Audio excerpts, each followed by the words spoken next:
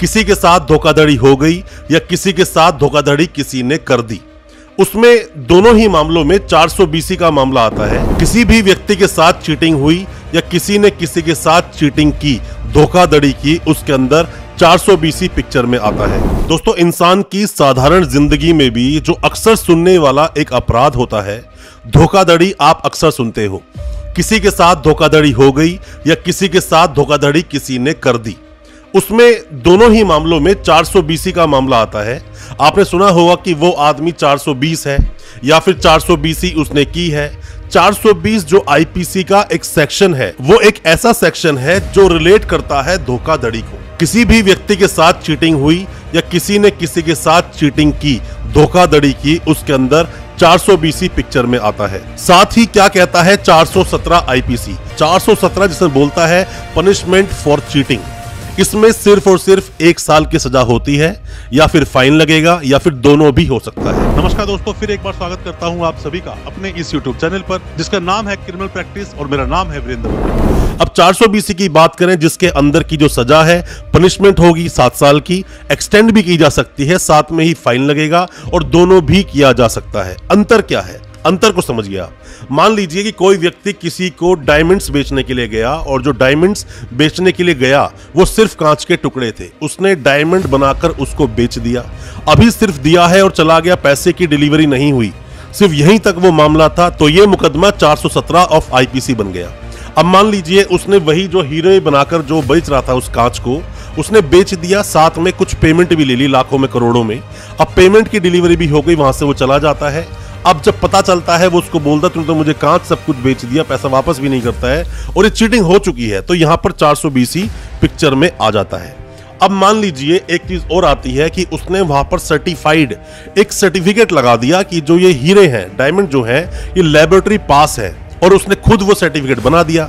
तो यहां पर आ गया 467 मतलब 467, जिसके अंदर लाइफ टाइम इम्प्रिजनमेंट का प्रावधान है। अगर किसी ने ऐसा किया है तो ये आपको जरूर ऐड कराना चाहिए। और जो लोग आपको बेचने आए थे वो हीरे, वो लोग 2 या 2 से ज्यादा थे, तो यहां 120 बी लग जाएगा। अब मान लीजिए कि पहले उसने आपको ऑनलाइन ट्रैक किया, ऑनलाइन ट्रैक करने के बाद में वहां पे साइन भी उसने कुछ बना दिए, मतलब ऑनलाइन तरीके से फ्रॉड में आकर फिर फिजिकली फ्रॉड हुआ। तो ऐसे मामलों में अब 66C और 66D भी पिक्चर में आ जाएगा। अब ये जो मामले होते हैं 420 के, मान लीजिए उसमें 467 नहीं था या ऑनलाइन फ्रॉड नहीं था, सिर्फ और सिर्फ 420 आपके साथ हुई। ऐसे मामलों में जब भी आप पुलिस स्टेशन जाते हैं एफआईआर कटवाने के लिए, आपने देखा होगा पुलिस जल्दी से एफआईआर नहीं काटती है। और मान लीजिए कि चलो एफआईआर दर्ज हो भी गई, और वैसे तो एफआईआर दर्ज आपकी होगी नहीं पुलिस स्टेशन से, आपको वकील साहब की मदद लेनी ही पड़ेगी। आप वकील साहब की मदद लेते हैं, आप कंप्लेंट देते हैं पुलिस स्टेशन में, डीसीपी साहब को भी जाके कंप्लेंट देते हैं। उसके बाद आप जाते हैं 156(3) का सहारा लेते हैं।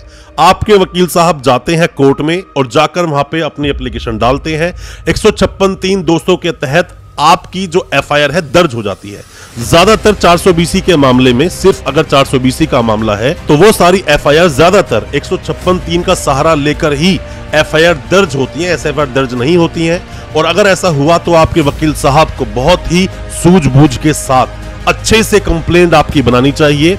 आप कभी भी कंप्लेंट देने में जल्दबाजी बिल्कुल ना करें। जो इंसान आपके बार बार कॉल करने पर आपका पैसा नहीं दे रहा है, आपको क्या लगता है कि आपको नॉर्मल सी कंप्लेंट करोगे और पैसा मिल जाएगा? ऐसा नहीं होता।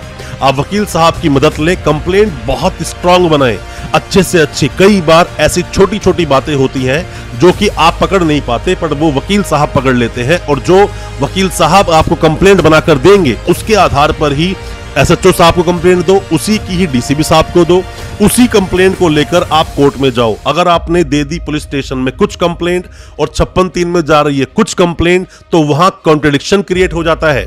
आप कभी भी किसी को भी पैसा दें बिना लिखत पढ़त के बिल्कुल ना दें।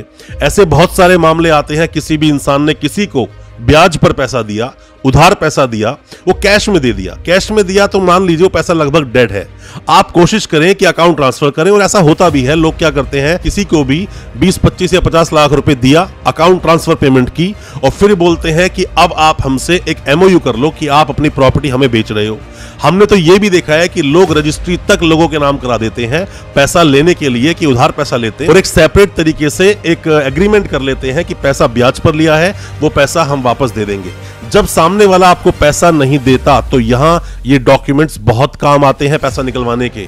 बहुत सारे ठग हैं ऐसे बैठे हुए जो आपसे पैसा लेंगे और पैसा कभी वापस तक नहीं देंगे। ऐसे कई सारे मामले अक्सर हमारे सामने आते हैं और हम हमेशा आपको बोलते हैं कि 420 का जो मामला होता है ये कॉमन है, ये आम है। अक्सर आपके साथ में धोखाधड़ी होगी या फिर बहुत सारे ऐसे फ्रॉड है, धोखाधड़ी करते हैं और जैसे ही एफआईआर दर्ज हो गई 56(3) में, एफआईआर दर्ज होते ही आपको क्या लगता है कि पुलिस सीधा उसे अरेस्ट कर लेगी?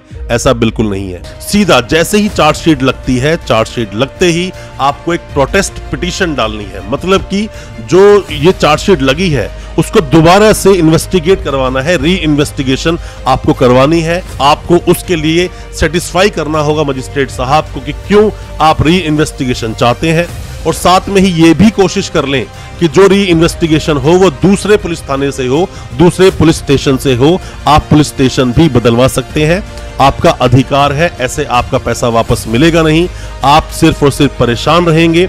और जो ठग होते हैं, ऐसे धोखाधड़ी करने वाले जो लोग होते हैं, उनको और मनोबल मिलता है और लोगों को ठगने के लिए। आपके साथ ऐसी कौन सी घटना हुई है, आपके साथ क्या घटना हुई है और आप हमसे क्या एडवाइस चाहते हैं? आप कोई भी किसी भी तरह की अगर एडवाइस चाहते हैं, आप हमें कमेंट बॉक्स में अपना सवाल पूछें। और अगर कोई केस डिस्कस करना चाहते हैं तो अपनी एफआईआर को शेयर करें हमारे साथ, हमें व्हाट्सएप करें, हो सकता है हम उसमें आपकी कोई मदद कर सकें। और दोस्तों, अच्छा लगा हो आज का वीडियो, हमारी इस वीडियो को ज्यादा से ज्यादा अपने दोस्तों, परिजन, परिवार में शेयर करें ताकि वो भी अपने आप को कानूनी जानकार बना सके। और हमारे चैनल को सब्सक्राइब करना बिल्कुल ना भूलें, साथ में लगा बेल आइकन जरूर दबा दें ताकि इसी तरह की लीगल अवेयरनेस की वीडियोस हम आपके लेकर आ सके सबसे पहले। बहुत बहुत शुक्रिया दोस्तों, धन्यवाद हमारी इस वीडियो के साथ बने रहने के लिए।